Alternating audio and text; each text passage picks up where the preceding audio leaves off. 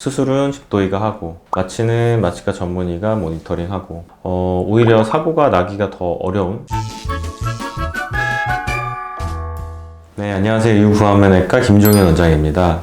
오늘 마취에 관련된 얘기를 좀 해볼까 하는데요. 우리가 이제 마취 종류를 수면 마취하고 전신 마취로 나눌 수가 있는데 그 둘의 가장 큰 차이점은 스스로 숨을 쉴 수 있느냐 없느냐. 수면 마취는 혼자서 숨을 쉴 수가 있고 전신 마취는 혼자서 숨을 쉴 수가 없습니다. 벤틸레이터라는 기계를 통해서 산소를 계속 공급을 해줍니다. 그리고 이제 마취를 할 때 사용하는 약물인데 수면 마취 같은 경우는 이제 정맥 마취라고 해가지고 피에다가 약물을 주입해서 마취를 하게 되고, 그다음에 전신 마취는 가스를 이용해서 마취를 해요. 그래서 몸 안에 가스가 일정 농도 이상 이렇게 올라가게 되면 마취가 되는 상태가 되죠. 마취 사고에 대한 이야기들을 들어보셨을 거예요. 사망을 했다든지 이런 사고가 발생할 수가 있는데 그거의 대부분은 전신 마취가 아니라 수면 마취라고 생각하시면 되겠습니다. 수면 마취 같은 경우는 혼자서 숨을 쉬어야 되는데 수술하는 도중에 계속 잘 숨을 쉬고 있는지를 모니터링을 해야 돼요. 그래서 따로 마취과 원장님이 없다면 수술하는 집도의가 동시에 겸해야 되기 때문에 사고로 이어질 수가 있는 마취가 되겠습니다. 전신 마취는 반드시 마취과 전문의가 있어야지 할 수 있기 때문에 수술은 집도의가 하고 마취는 마취과 전문의가 모니터링하고 오히려 사고가 나기가 더 어려운. 전신 마취는 그런데 수면 마취하고 비교해서 다른 부작용들이 또 생길 수가 있어요. 튜브를 목으로 넣어서 이렇게 폐 있는 부분까지 튜브가 들어가기 때문에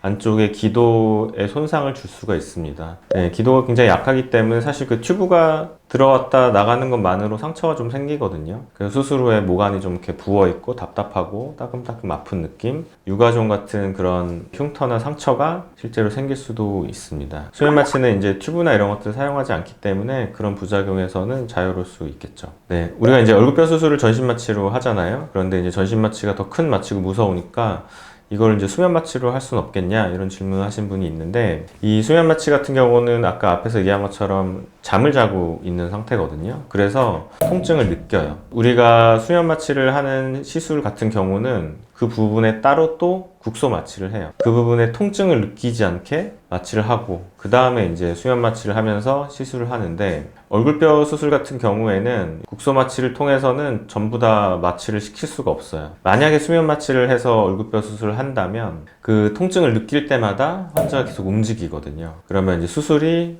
제대로 되기가 어렵겠죠. 그리고 또 하나는 얼굴뼈 수술하면서 나오는 뭐 물이라든지 아니면 피라든지 이런 것들을 환자들이 다 삼킬 수가 있어요. 그래서 얼굴뼈 수술을 할 때는 수면 마취가 사실 적합하지 않습니다. 오늘 이제 마취에 관련해서 알아봤는데 뭐 수면 마취, 전신 마취 뭐 어떤 것이 더 안전하고 위험하고 이런 마취는 없고요.